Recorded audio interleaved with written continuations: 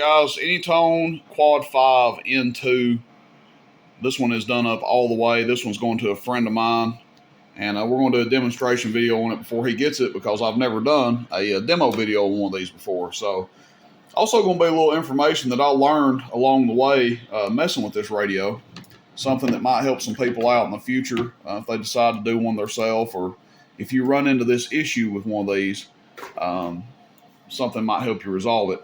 Also, after we do the output test, see how much current it draws, I may take the camera and put it in front of my ICOM, because I have my ICOM 7700 hooked up right now, and it's really cool to listen to radios through.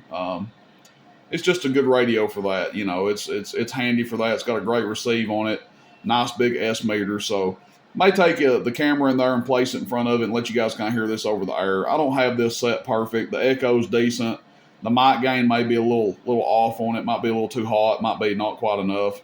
It's going to be different for everybody, but it's set up pretty good, so it should have a decent sound to it. But with that being said, the main thing we're going to focus on is the output of this radio. We'll check it on AM, sideband, FM, all that good stuff. 14.8 volts is our test voltage. We'll mainly be using a 100-watt slug. We may put a 500 in there if we start putting the 100-watt slug to the corner. And one thing, like I said, it's something I learned along the way that I want to point out on this. There is a secret service menu on this thing that you can go in and do all kinds of stuff to, okay? A lot of the power levels can be adjusted in there. After all the way mods have been done to this, which is final upgrade, power mod, AM regulator upgrade, you cannot turn the sideband power up too high on this thing, okay? Because what it ends up doing is, I don't know if it's a safety function or if it's just a glitch in the software with these, but if you get the sideband power too high and you turn your RF power up too high, it will actually throw a carrier on sideband. So what I was having to do when I initially tested, I was having to turn the RF power back to like 3 o'clock, because if I turned it any further, it was throwing a carrier over on sideband. So if you guys ever run into that issue with this radio, you just have to go into the service menu or get somebody to go on the service menu for you if you're not really comfortable doing that, and turn the sideband high power down until it stops doing that. You want it to where you can run this wide open without it doing that. So had to monkey around with it a little bit. Not a huge issue, just delayed the video process here some. Okay, so that being said, let's get on with the show here and get this video kind of going on down the road, make some progress. We've got a Superstar mic on it. We're running a mic adapter. He's going to get an adapter with his so he can run whatever mic he wants. They really sound good with a Superstar Extreme 2018. Either one's going to sound really great. But audio. So RF power wide open on AM. We're drawing almost 6 amps. Let's go to sideband. Audio. 7 amps on sideband. Lower sideband, audio, about the same, 7 amps. Now check it out. A while ago when I had this, it would have been throwing a solid carrier on sideband. And what you'll see it do is it'll hammer it all the way over to the right, like 80 watts or max, when it's glitching out. But not doing it now wide open, so good sign there. FM, now obviously this is wide open. And we'll show all the output levels here in a second, but it's easier just to go through how much current it's drawing. Then we'll get into the output numbers. 10, 11 amps. You don't want to run it that high, but it will go up that high on FM if you want to. Okay, back to AM. Also, what we'll do, we obviously want to make sure that it receives. So key up our Cobra 90. And there you go. There's a nice receive signal for you there. Average power first. So we're going to be on the 100-watt slug, bottom scale. This is average power with the AM carrier wide open. Audio, almost 40 on the audio, about 38. When these are just ready to go, I think they do between 25 and 30. And it'll whistle 40 as well. And that's off about a 16 to 18 watt dead key. If we turn it back to about 1 o'clock, audio, 10 swinging 30. We turn it back to about 11 o'clock, audio, 6 swinging 20. all the way down. Ooh. It'll whistle 10, but won't hardly audio 10. Like 2 swinging 10 or so.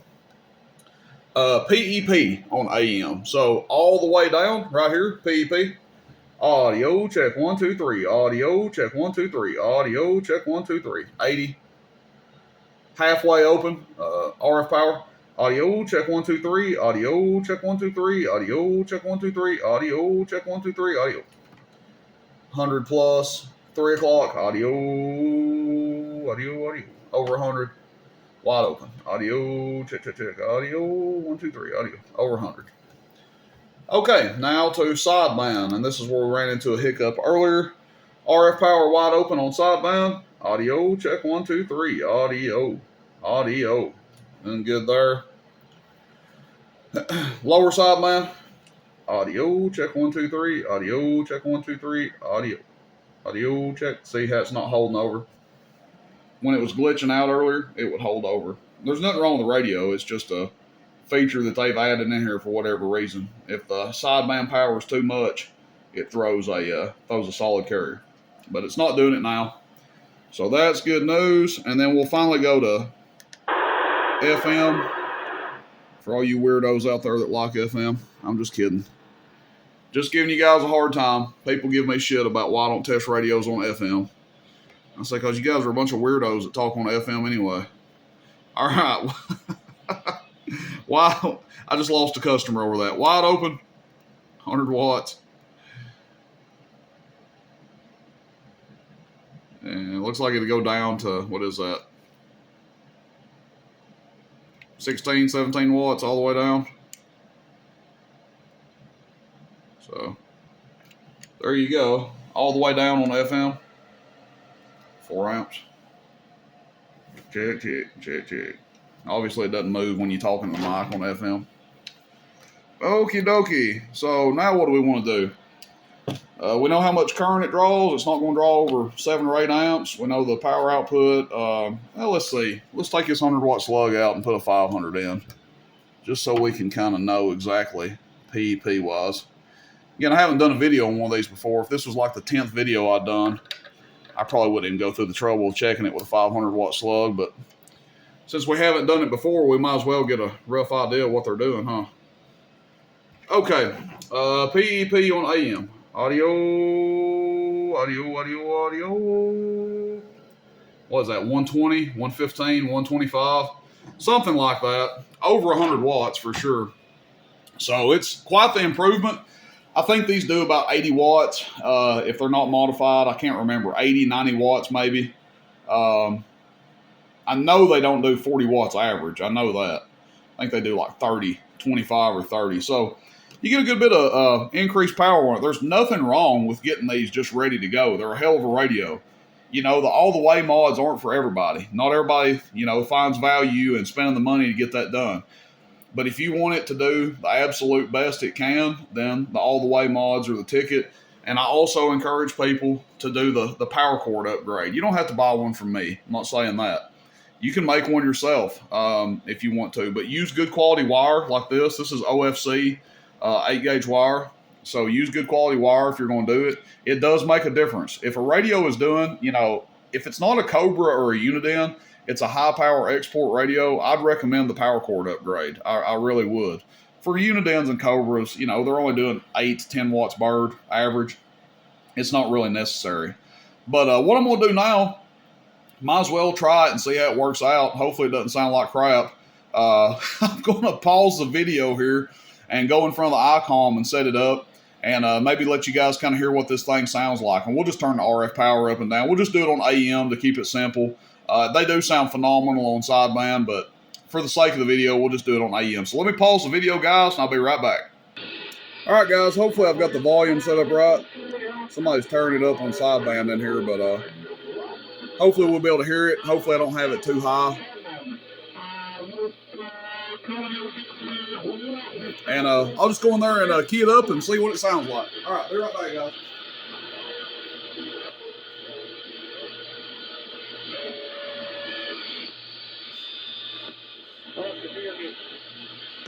All right, everybody, we're on AM, and I've got the RF power wide open.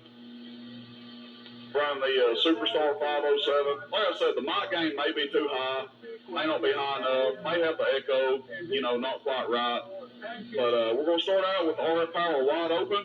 As you guys know, we're doing over about 115, 120 watts PEP. That's at 3 o'clock. Audio check. 1, 2, 3. Audio check. RF power at 3 o'clock. That's with the RF power at 1 o'clock. And we'll start seeing some fall off once we get back below 12 o'clock. And that's with the RF power at 12 o'clock. Anytime on quad 5 N2 with a Superstar 507. That's about 10 o'clock with the RF power. Again, we should start seeing some fall off. You may be able to see it on the signal meter in there. And that's with the RF power all the way down. So we went from wide open to all the way to the left. Audio check. And then I'll just turn it back wide open. That's with the RF power wide open. And again, guys, I may have the mic gain set properly, may not, may have the echo kind of close. I'm not really sure. Hopefully it doesn't give the radio a bad reputation and it sounds pretty good because they are really good sounding radios. They're going to sound about like a 955 does. And, I think if you watched the live feed last night, you'd heard Nomad talking on his 955 version 2, which has not even had the all the way mods done to it. So this is an all the way AT55555n2. And that's going to wrap it up, guys. I'll come in there and stop the video. And like I said, hopefully this thing turned out okay. Appreciate everybody. Rooster in Tennessee, roostercb.com. She'll have some more of these all the way soon. I do have a couple ready to go. So, there's a video up on the ready to go version, but you do have a little bit of a performance increase if you decide to go with this option. Everybody have a good day. Rooster in Tennessee, roostercb.com. See you, bye.